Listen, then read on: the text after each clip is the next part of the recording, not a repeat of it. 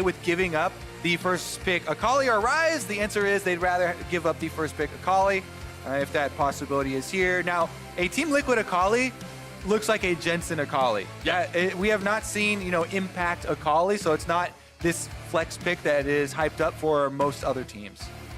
See what Team Liquid wants to go with here. The Akali's still left online. The Jace, another one that is popular to see, and especially one that Impact's been put a lot on so far over the course of the past split and recently at MSI. Yep, that's definitely a Impact pick, as we've seen very, very often for Team Liquid. They have him pushing in the side lanes, pushing down those towers. We've also seen him get solo killed, at least in spring, in multiple tank matchups. So it is a little bit, it is definitely a little bit of a worry. It's still possible that you can put that in mid lane, but it makes you very early game oriented. You have to do snowball, and a lot of mid laners not quite on the same level there. Someday and Amazing locking in the Sivir and Olaf for their team as well. I really like Sivir with Olaf. Provides Olaf a lot more threat towards the mid game in these team fights where you have an early power jungle start. Olaf extremely good early on at trying to bully the enemy champion and determine those routes. And then Sivir with the extra speed makes you threatening on the back line. And the response from Team Liquid will be the lovers duo locked in, the Xayah and Rakan. Last game we saw the Xayah picked up early. Rakan not picked up with her in that first half of the pick and ban phase. Meant that Rakan got to be banned away. Liquid's not going to allow that to happen. They want the synergy this time around. Both locked in before the second round of the bans come through. And 100 Thieves are going for the Nautilus. Nautilus, definitely an underrated support right now, I feel like. Super strong tank, has guaranteed hard engage. Really, really threatening, especially into Rakan, because he is just far more tanky than Rakan. So if Rakan goes in, Nautilus, you can try and get your passive autos down. You have huge AoE damage that you can put out as well. And with Aftershock, you can actually just last longer on the front line. So it's up to the Rakan to try and figure his way out of the straight up fight, or he's probably going to get melted first. Yeah, he's got to be tricky to avoid those big old anchor bonks on the head. But as we go into the second part of the bans, 100 Thieves are hitting Xmithie's pool, taking out the Sejuani and the Rek'Sai. Two champions Xmithie has plenty of games on, wants to keep him off of those. As Team Liquid goes after the Nico, they don't want that being played into the Jace. We saw that matchup taken last game by Cloud9. Granted, it was Echo Fox that chose to take the Jace into it, but that's not what we're going to see there in the top lane this time around, and Liquid have one more ban, and it's Yorick. Taking away some split push opportunities here from Someday. Jarvan actually locked in for a top lane Jarvan here with the Jace on the other side. That is looking for those all-ins. Cataclysm is very, very useful here. If you have an Olaf come to the lane, Jace has to flash out of the way. Wait for it. Wait for it. Laser focus here. Hold. I mean, you talk a lot about the Rek'Sai and Sejuani as super high play rate champions here for Xmithie. Both the Skarner and the Trundle are other options for him. I have actually really liked the way that Xmithie plays the Trundle, making it much more effective in ganks than we've seen a lot of other players. He finds very good pathways to get in and just uses the frozen ground to have the extra move speed to charge the enemy lane opponent and try and force their flash with just the threat of moving up with the bite and the slow. And once they flash, then he finds really good pillar placement after the flash with your ranged pillar to try and still get the kill in one of those flash ganks.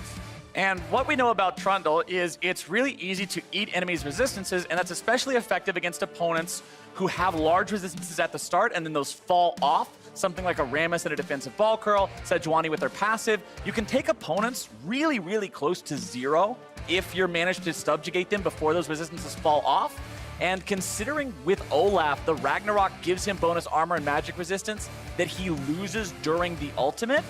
If you subjugate him before the ulti, bye-bye extra stats, you still plummet down the same amount anyway. That's a very squishy Viking. Yep, he's a prime target for the ultimate. And it's actually much easier to pull off than something like playing the Trundle into the Sejuani matchup where you want to do it after the Sejuani engage and proc the Aftershock and before her passive falls off. So the timing is kind of hard there. With Olaf, as the Trundle, you just want to ult him as soon as you see him. because he knows that now that this Trundle ultimate is on me, if at any time I do pop the Ragnarok, then I'll be very vulnerable, and he just gets melted down. That being said, the Aftershock target is still also there. You can cast it on the Nautilus. Nautilus is very similar in that way, where if Nautilus goes for the engage, autos anyone or whatever, and procs that Aftershock, still going to give you a lot of stats in those bottom side skirmishes. And as we see the Azir and Orianna locked in the mid lane, I think it's cool to point out, last week we saw Jensen play against Echo Fox's mid laner Yasui, who moved up from the Academy team, now playing on the main LCS stage.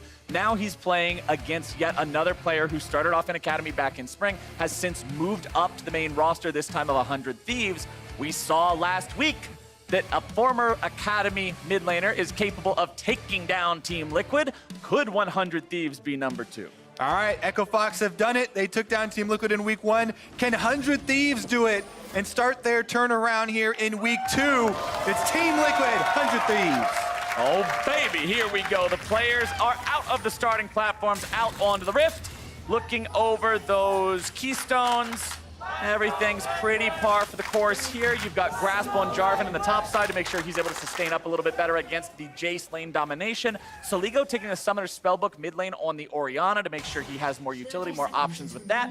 And unlike what we saw last game, with the Azir play that had the Electrocute, mostly just for the burst, for extra trading potential in lane quickly, this is Lethal Tempo, which scales very scarily into the late game team fights. Yeah, and it is also super useful for the Azir versus Sivir teams like this, because you get into sketchy territory later in the game where the Sivir, starts to get 5 items and the big crits start coming through. But Sivir is fairly short range, and Azir with Lethal Tempo can really match that later game team fight threat. So definitely have some good answers here.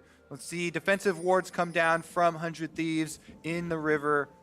Trying to see if there's any sort of action here on the side of Team Liquid. Team Liquid saving more of theirs, though. Nothing to write home about here before the minions collide this game. Nobody wants to try any fresh mozzarella or Swiss. No silly invades, no late attempts at a buff. And that means that Xmithie is able to grab his red rather easily. You're going to see Amazing starting off on his own Raptor camp. Olaf is one of those junglers, because he starts with the Hunter's Talisman, has very strong AoE, is able to rapidly clear the chicken camp without any real penalty in terms of his health. You can see he still has both potion charges, and he's healthily clearing this, no leash required. Yeah, and actually health, you actually want to even get lower, so you'll see him not use the potion charges on purpose so that you get more attack speed from your passive. He doesn't use the smite either, doesn't want to heal up. It's one of those things where you ride the knife's edge with Olaf early on. Walk the line. If someone surprises you and goes for the invade early on with something like an Elise or those types of champions, they can try and look for the kills on Olaf. Trundle's not really one of those surprise champions, though. Usually want something with an early dash. And then you see the more crafty level 1s come out and crafty early jungle pathing, where you try and track the Olaf and pull off one of those surprises, take advantage of that fact. Not going to be the case here, as it is a very standard just red side clear for Olaf. You can see Amazing just power cleared and then recalled. So you can get your boots. Usually we'll see this very often with Predator Olafs, but he's doing it even with just the Conqueror here.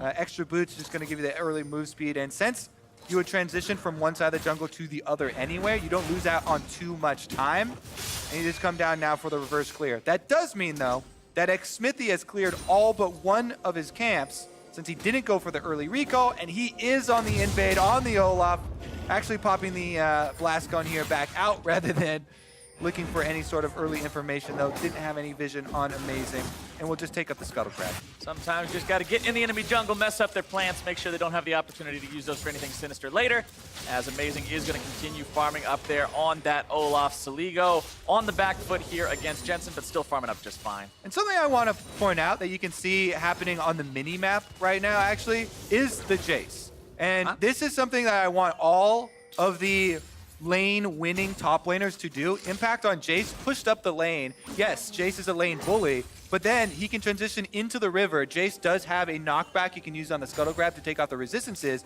and he takes the Scuttle for the team as well. So with Xmithie taking bottom Scuttle and Impact the top laner pushing in and then taking the top side, it gives so much security for Team Liquid early. You see Amazing sees that that one's gone, so his only option now is to gank mid, and Jensen is actually a good target. He's walking towards the brush. He eats the axe from Amazing. One more flies out, but it's not going to find the mark. Just a little bit of extra help there for Soligo. No wasted time for Amazing either, though, because as we said, both scuttles are already taken, and he did the red side clear, so he was waiting for his Raptors to respawn. That is 2.5 minutes for everyone that wants to get really precise with their jungle paths, that you have to wait for the small camp respawn. So he waits for the extra wave. Nice little wombo combo potential coming out from the side of Team Liquid here in that bottom lane.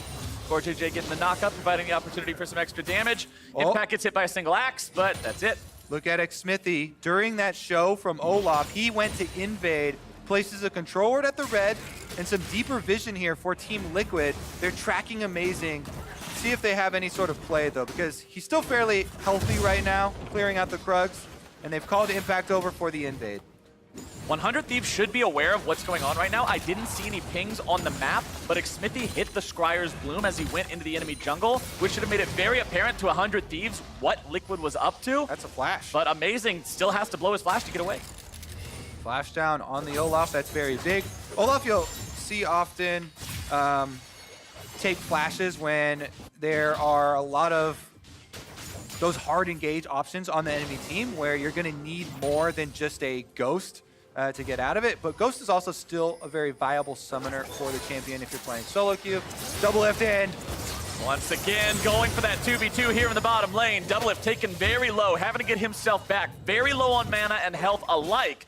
Means Team Liquid doesn't want to continue to fight any longer. All these mana bars are so close to zero. Aphromoo the only exception. Yeah, Aphromoo does go in. You can see, once again, Nautilus tankiness is on display in that trade. Good job by 100 Thieves focusing their damage onto Double Lift, too, with the Ignite, as well as Bang auto attacks from the Sivir. They get a big advantage in lane by focusing the enemy carry. And they're actually forcing Team Liquid, CoreJJ and Double Lift to hide in the brush, and they'll get the delayed recall. But the important part about that is it's one summoner for two. 100 Thieves only has flashes available. The other two combat summoners are down. Double Lift still with a heal in his back pocket. Means if TL get the opportunity to farm up these last little bit of creeps, get back, reset, shop up, they'll have an advantage until those summoner spells are back up to try to keep forcing these 2v2s. Plus, they've got a healthy CS lead for themselves. Double Lift, 10 CS up here onto Bang. And Bang gonna get back in time. Aphromoo should hold the wave for him. So let's see how much closer that gets. Smithy going back into his jungle. His top side, it's a full-on 1v1 between these two.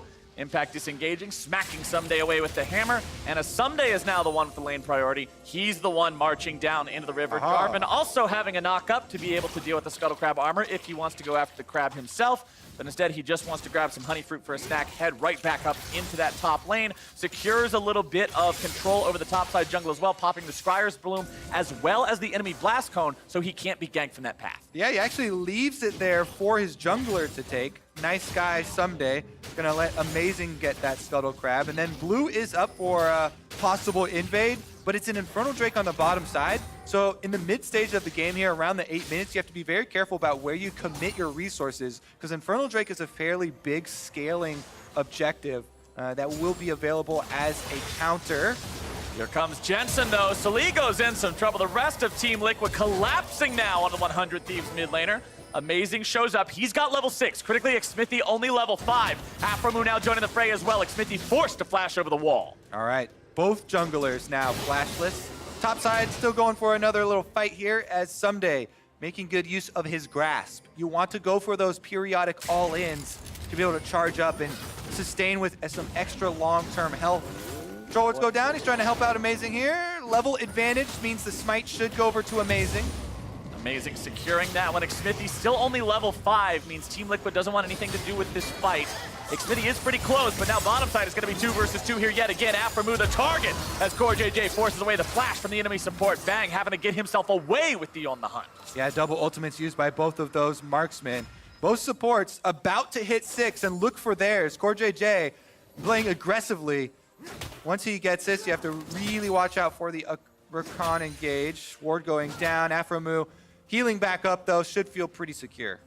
Yeah, I'm really going to be keeping an eye on CoreJJ specifically this game. Remember in their loss to Echo Fox in week 1, he was also playing the Rakan, but he was having some really uncharacteristically sloppy engages, so I want to see if they're able to clean those up a little bit here now that we're into week 2, now that they've had a little bit more time to get back in the groove of things. As Xmithie in the bottom side makes sure that nobody's going to be coming down to harass his bottom lane as they continue to shove forward, and at the same time moves into that enemy jungle to try to steal a blue back after losing his own.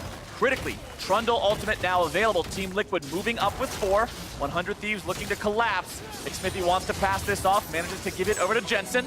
Nice root comes down onto Afromu, but Team Liquid doesn't want to take this fight any further, not just yet. Jensen still not with a Shurima shuffle ready to go, means they don't look for the fight. That's a huge, huge advantage for Team Liquid, gained by their lanes pushing up. Bottom lane and mid lane both pushed up. They created that invade, allowed Xmithie to go in and start it out. Plus, on the top side, Impact on the Jace gets a turret plate, gets a push up as well, while this bottom play is about to take off. Remember, Afromu has no flash. CoreJJ is able to lead the way and start the charge. Afromu is going to be taken low. Doublelift as well, having to flash away. The Ignite continues to tick, as now it's amazing into the fray. Xmithie's going to be brought down. He's out of there. CoreJJ continues to try to run, but he's going to be chopped down too. Amazing gets a double kill there. They don't get the gold over to Bang, but he should be able to get a turret plate, and they're going to power this one down. Oh, baby, here we go. Amazing and Bang putting some money in the pockets of 100 Thieves after they get themselves a play off the back of Team Liquid's aggro and make it so the reigning champs do not get away with it for free. Meanwhile, we kind of talked about Impact had pushed up that top side. Let's take another look at how it all started out, though. So everybody looking for Afromu, he knows he can't get out, so he turns on Doublelift. He puts down Threat with his all-in, his Ignite, his Aftershock. So he takes Doublelift out of this fight, and then can't fight it back. Meanwhile, Afromu bites off more than he can chew. He's cut down by Jensen, and Team Liquid ties the kill count up. Well, right as we jump back to live, Team Liquid strikes back. They get one for themselves. They pull ahead, barely in gold once again. And the Infernal Drake, that prize we keep talking about for these early skirmishes, is still available. With all this deep vision that's just been put in, that might be on the table. Impact trying to knock back someday, but he's getting chased down, and here comes Amazing for a possible dive. Amazing's ready to go. He does not have Ragnarok, but the question is, does he even need it? Someday's the target. Impact trying to turn this one back around, make it so they're not able to find the aggro onto him. Someday now behind enemy lines. He doesn't have the cooldowns ready to go just yet. Impact's looking to turn this into a counter kill. Amazing over the wall, throws out the axe. Impact needs some damage from that one, and somehow, someway, Kobe, no dead bodies in the top lane, but the Infernal will fall for Team Liquid. Exactly, no dead bodies, but we just said, around this mid-game, you have to be so calculated with where you spend your resources. If you show topside like that for the dive, and you mess it up, as we just saw, it costs you an Infernal Drake. Very big there. Team Liquid are able to get the objective on the other side of the map during the fumbled dive. And that is, you know, Amazing goes in on the Olaf. If you miss that first axe, they don't have a lot of time with the minion wave dying. And it felt like it was a very disjointed play, not on the same page as to whether or how to continue with that commitment. Felt a little bit sloppy from the side of 100 Thieves there. Also want to point out, because we're talking about Amazing, the build in his items, because it's very, I always like to notice whenever a jungler isn't going for jungle item completed first, he completed the Chilling Smite, so he has the extra slow and the ability to engage with that, but he's going straight into Black Cleaver afterwards just for that big one-item power spike. And a lot of times you'll see that when they get the early kills. He did get a double kill for himself, so he wants to be more powerful someday. Going for the EQ. He does a smart thing there where he waits. He doesn't insta-cast his combo because he doesn't want to get interrupted by that pillar. Xmithie had the right idea. You want to try and interrupt the EQ, but someday holds off on the Q and is able to get over the side, so no damage done. Will they chase Team Liquid off of this Rift Herald? It looks like they do have Saligo coming forward. Saligo coming forward. Eye pops open again for Shelly. She's getting very impatient now. For the lead. Go back home here, really aggravated soon. All right, almost healed back up to full. Oh no, now she's mad again. She's slightly patient, but once again going to be marching home. Just happy to be alive, probably, as CoreJJ rotates towards the mid lane. Bang and Afromu also showing up here as Doublelift says, all right, you guys can rotate around, go roam, help the team, do whatever. I'm going to farm up and get big for later. as 100 Thieves will continue to try to find some control here in the mid-game as Amazing moves into the enemy jungle, and Aframu and Bang go for the 2 versus 1 on Doublelift here in the bottom side. A nicely timed ulti, gonna be keeping Doublelift alive, but they can't find the kill. CoreJJ finds the first counter kill. Are they gonna make it a second one? Impact TP's down just to make sure he's not even required, but Team Liquid make the play. Hey, you said you were gonna keep your eyes on CoreJJ. Well, you better be quick here, Captain Flowers. I've appealed. That was a grand entrance to find the kill onto Aframu, who is tanking the turret to let his team complete the dive that Rakan can appear so quickly from off screen. And with the security of the teleport, they go all in for it. So, flash from Aframu. He knows that he's gonna have an extra cooldown here, saves his ultimate until after the ult from Doublelift has been used, so they guarantee it. But CoreJJ coming in with the quick moves is able to get there. They get the knock up, they hold him down, and Impact's teleport secures the all in. Now they're at it again. Every single replay brings us back to more blood on the field. Someday barely gets away, but CoreJJ says, not today, my friend. The fadeaway kill with the ignite will put another one in the ground and bring the Team Liquid support to continued 100% kill participation. And that may have looked funny, but that was the pillar interrupt I was talking about before. Xmithy with the mechanics once again, probably best Trundle that I have seen with his pillar placements and his pillar timings, is able to force Someday into the wall, which pushes him back out into the river, gets the flash out of him, and then CoreJJ flash ignites for the kill and securing the objective as well in the aftermath. Team Liquid getting themselves yet another objective on this map. They've got the first Drake, they've got the Rift Herald, they've got the first turret, and it seems like everything 100 Thieves tries to do just goes a little bit sour, and when they invest those resources into somewhere that they don't pay off, Team Liquid is able to strike back elsewhere. We need to see 100 Thieves really make these plays work, whatever it is they're not doing. If they're not committing enough guys, put more guys in there. If you're not hitting your skill shots, aim that stuff better. Make sure you can have these plays work, because these continued failed attempts are going to result in this gold lead ballooning even higher. Doublelift and CoreJJ have now swapped into the top side along with Bang and Aframu. First turret fallen in the bottom lane means that's the name of the game now, as the top laners will continue their split push battle on the bottom half of the map. Shelly is in the hands of Xmithy. Means they can drop this anywhere they need to put it. Tier 1 still standing in the mid lane and top lane for 100 Thieves. No ability to get more turret plates off of the Shelly summon. Oftentimes you want to summon that before 14 minutes if you can, but there was no chance to do it this game. And we'll see if Amazing can make something happen here on the top side. Aframu will force out that ultimate from Doublelift. Yeah, they're definitely looking to take advantage. CoreJJ used both summoners in that last kill that he got onto Someday. However, Team Liquid playing it to the bottom half of the map because, once again, a dragon is on the table. Ocean Drake just spawns, and Team Liquid once again pick it up, while 100 Thieves try and make a play on the top side of the map. If Amazing is up there, that means it's very, very easy for Team Liquid to pick up the Ocean Drake. They get the regeneration, and critically, the biggest part about this play from Team Liquid, their top lane played the weak side of the map defensively. CoreJJ and Doublelift do not overextend there. They actually gave up a lot of turret damage.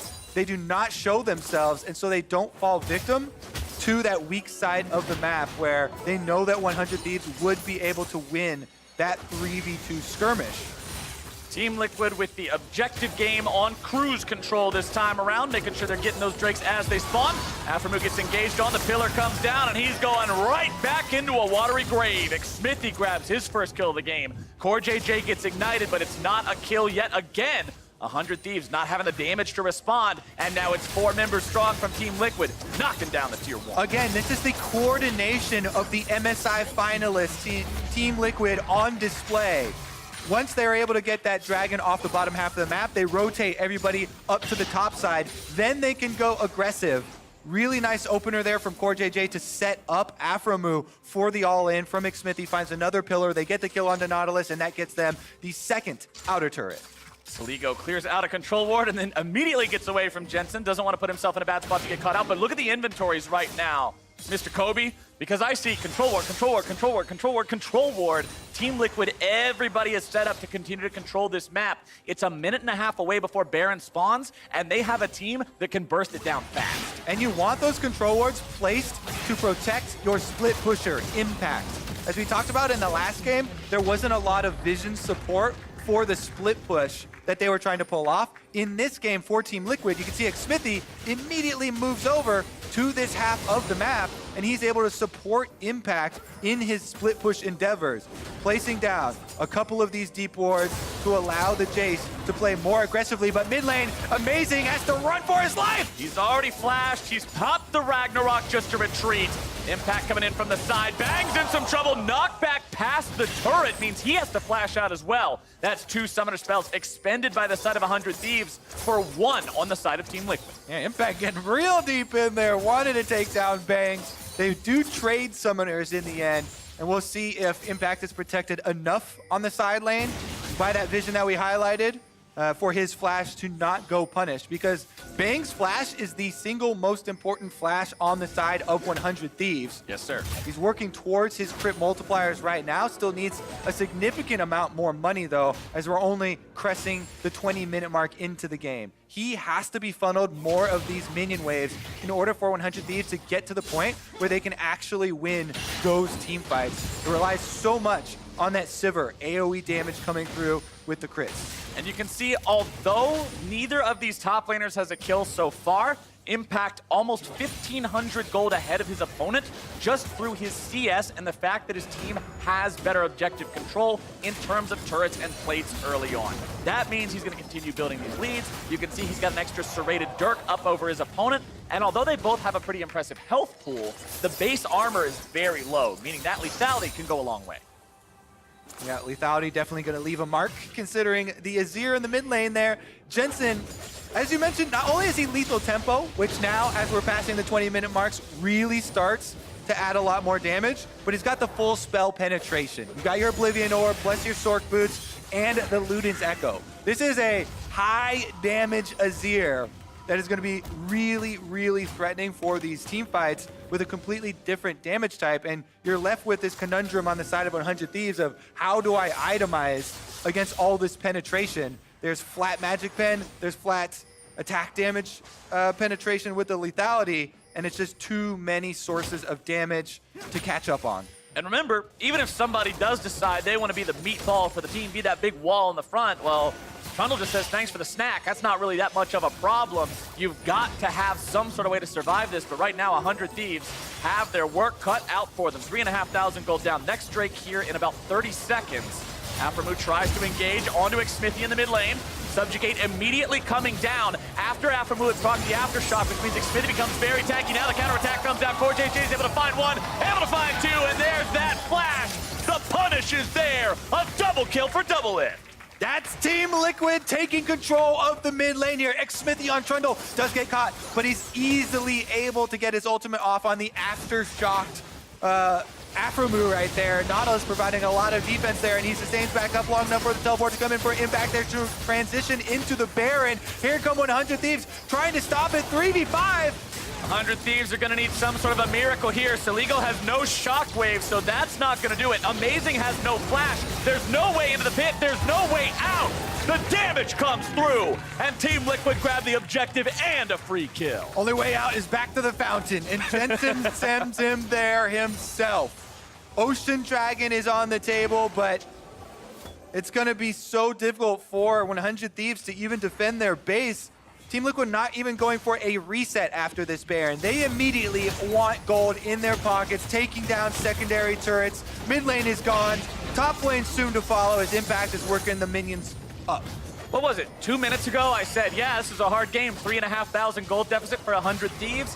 That 3,500 has quickly become 8,000, about to be almost 9, as Impact puts in the work on this top lane tier 2. Into the river. Teleport coming in. This is 100 Thieves' chance to try to make some sort of an attack, but Aphromoo has already missed the hook. Here comes Someday, able to find a knock-up onto 3, but it's not going to be enough. Jensen grabbing the kill onto the enemy support to start things off. Someday's trapped in his own Cataclysm. Impact brings down the hammer, and Team Liquid will destroy 100 Thieves. They're looking for more. Xmithy's on the inside route here. He's very low health, but he could try and do a long-range pillar. I think that last burst damage was enough to move him off. Team Liquid just going to go for the objective instead. They still have the Baron buff, so this top tower is melting. Some days engaged there looked pretty good, but the problem was they're too far behind, there's no follow-up, and Liquid just turns it around. And even though you're going over all these problems for 100 Thieves, I think that people will at least be happy to see them going for these plays, right? Yeah. They're still looking, even though they're so far behind, you have to create a play to get yourself out of this deficit.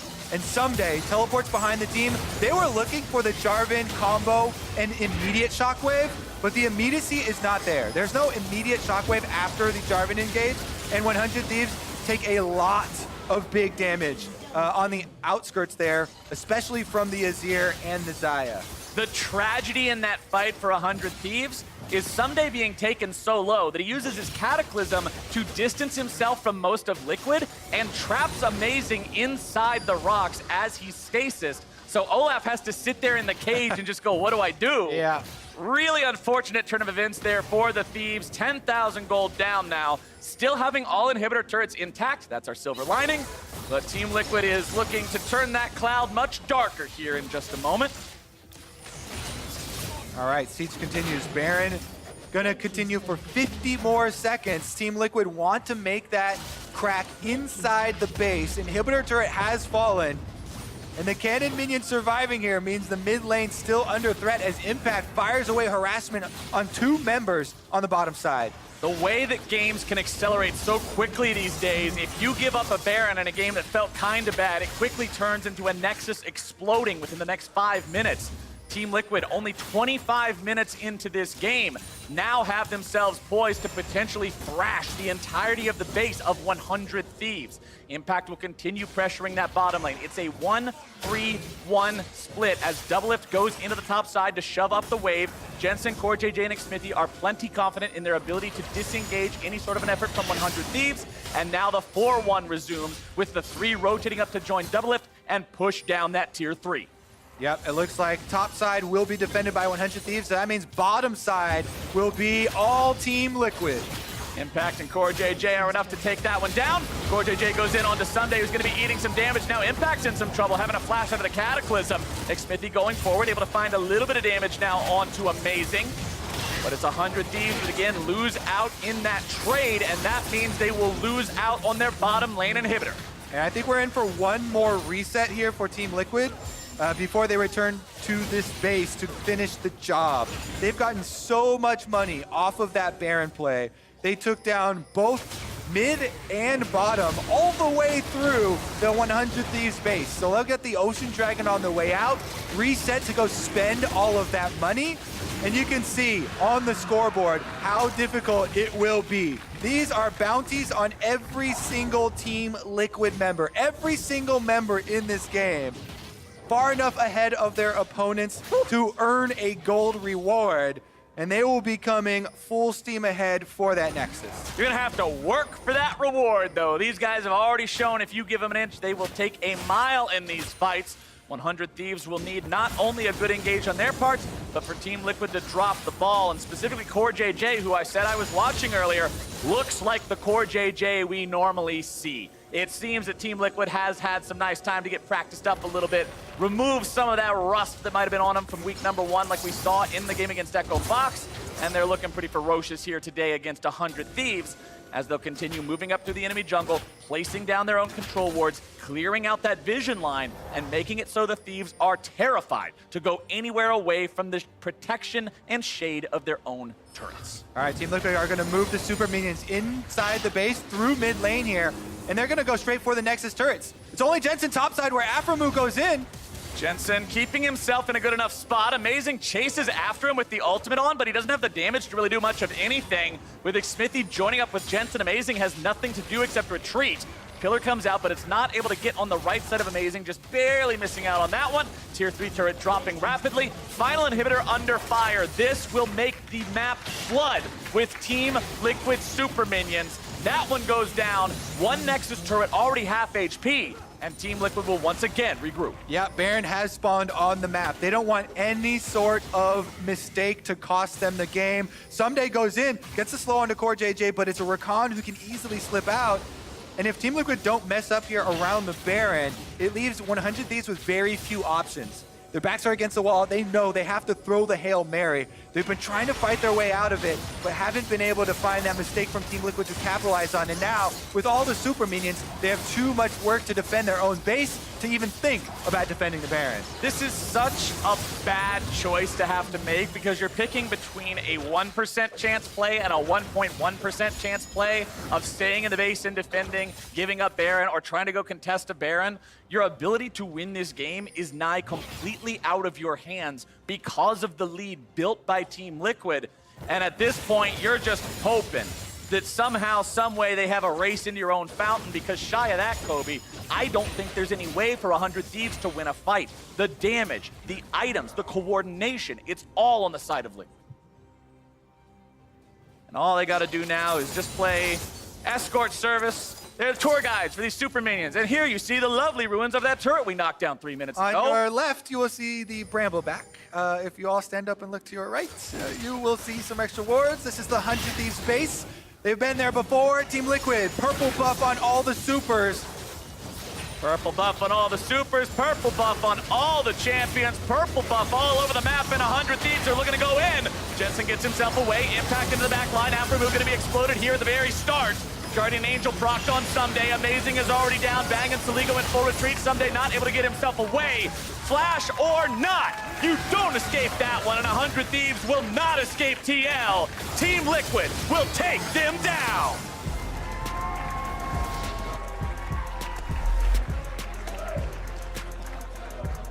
Another strong game here from Team Liquid, utilizing something we saw in spring, the J split push there for Impact. A lot of power on the bottom side, and distraction opened up room for Impact to get early turret plates, which definitely helped them all down along the line. Jensen was a beast on that Azir, huge damage threat through the mid game, with all of that AP kind of offsetting, all the armor that 100 Thieves had to build. The Azir damage was on display every time he encountered any of those members. Honestly, everybody from Team Liquid seemed to just outperform their counterparts this game. I liked the fact, as you already mentioned, that we saw 100 Thieves go for plays, try to do something proactive. That was one of my criticisms of them in week one. They seemed very passive, often at a point where they were wondering, what's the right move? What should we do here? If it wasn't successful enough, it looked like they weren't willing to commit to something. And although those plays might have failed this time, I'm glad to see them trying to set up dives, trying to set up plays to make, because that's at least how we're going to get somewhere for this team that has a long way to go. Meanwhile, Team Liquid getting another very convincing victory for themselves, and it seems like they're getting right back into the groove of things here pretty quickly. Week 2, looking strong. Well, that's what you like to see from one of the teams that is one of the best in the region, but for more on their most recent victory, let's send it back to the State Farm Analyst Desk. Thank you very much, Captain Flowers. Team Liquid, our defending champions, moved to 2-1, bouncing back from a loss to Echo Fox yesterday here with their win over 100 Thieves. But while Team Liquid, as a squad and an organization, kind of warms into this summer split, I actually want to table our discussions around them in this victory and instead discuss 100 Thieves. And I think this is a good opportunity for us to reset the expectations around 100 Thieves, because they came into the franchise era and immediately surprised everybody with a finals appearance up against TL in spring of 2018. And since then, it has been the story of struggles for the squad. But in large part, most people look at it still with a very cynical view that this team should be at that level that they once were. It's like you're not accepting the current reality because you're clinging on to the past. And I think it Let me live my life. Yeah, it's like my glory days. But it kind of hurts your ability to appreciate or really properly accept what's happening right now. So like when I did the powering on the dive, I put them 6 because I'm like, this should be a great team. And even if these side grades are only side grades, the potential is so high. And if it works out, they do better. But if you take away all the nameplates, you take away everything, and you say the 10th place team from spring made side grades, where should they finish now? Why would they finish 6, Mark? Right. And like if I pose the question to myself that way, it's a very different situation, and then it kind of changes how you appreciate when they do find wins and things like that. It's hard to separate the history that the stars on this team have had. You've got Someday, Bang, Aframu, even Amazing. I think the individual talent is really what's making it hard for even me to accept why is 100 Thieves in this position. Right. But you know, just like any good career, there's going to be ups and downs. There's ups and downs. You have world champion as well as multiple LCS champions on that roster, and yet, or rather, that's where the expectation comes from. Again, this idea that at peak performance, all of those guys should be capable of achieving X. But to your point, Mark, the reality is, and has been since spring of last year, yes, maybe the first couple weeks of summer 2018 were solid, but then they wavered and fell off. And now 10 months later, I think we have to accept that this is a 10th place team and start evaluating them with that in mind. And it puts a very different light onto the team and the progress they've made. Right, and I think it's important not just as the people in the LCS, but as fans and as people on the team, like, they are under the most hate of any team I've ever seen that is not, like, contending for #1. Like, they don't have, like, another fan base going after them. It's not like TSM fails and all the TSM haters come out of the woodwork kind of thing. Like, they have so much external pressure on them. I feel like there's so much internal pressure on them because they're trying to live up to what expectations we've put on them. This is a top 3 team. This is a top 4 team. And, like, you put so much pressure to live up to that, that's what you tunnel on, as opposed to, how do I get better today to become an 8th place team? Because you're so desperate to get back to 4, it's like, don't worry about that. You're not that. And, you know, fans having that same, like, appreciation of what the journey is for them, not just, why aren't they 4th? Like, how do we get to 8th or something? Yeah, and to get better, you do have to face reality. You have to address and understand what is currently going on, what is the problem. But I also want to reiterate that doesn't mean that these players have fallen off the map and that they will never get back up there. I think that the players most certainly have the potential to be as great as they have always been. It's just going to take a long time. It's a grueling process. It's not going to be, oh, one game and they're back. There they are. The world champions. They're here again. It's going to take weeks after weeks of slow practice, of integrating with each other. And that's where I want to see us with 100 Thieves. They're in just as unfamiliar a situation as we are analyzing these players in this situation. It's a surprise to us that Aframu seems to be one of the, you know, weaker performing members on this team that had great expectations. But again, it's probably difficult for him to come up against that as well for himself and his own expectations. But with this new context around, hey, 10th place team from spring. As you mentioned, Mark, they've made some what we imagine to be side grades. Now let's look at their summer split with only that in mind, and here they are with a loss, yes, 0-3 now, but up against the defending champions in TL. How did you feel about this game?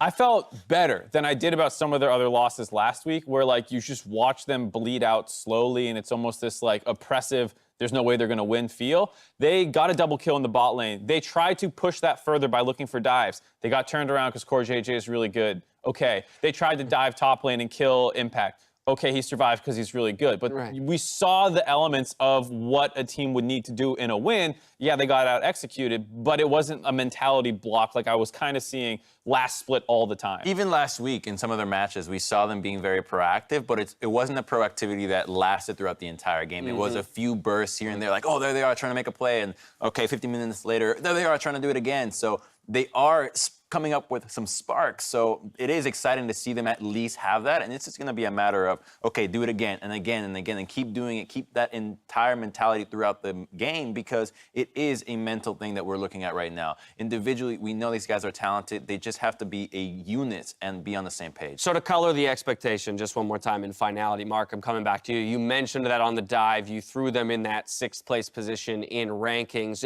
in part because you're clinging on to the identity of some of these players. But with that scenario that we discussed, removing the nameplates, 10th, side grades, blah, blah, blah, blah, blah, 100 Thieves, would 6th be an overperformance? Like, is that something that we should be happy about if they make it to there? Yes, and that's, you know, kind of weird, I think, for 100 Thieves fans who not even a year ago were at Worlds, but that's the reality now. Like, you getting into playoffs is a good summer push right now. All right, there you have it, ladies and gentlemen. They did not pick up a win today, but we are seeing the steady improvement, and I'll be curious to see with those roster changes how they improve over the coming weeks. TSM and FlyQuest, they square off after the break. If you're looking to take your fandom to the next level, though, pick up your TSM or FlyQuest Team Pass in the client.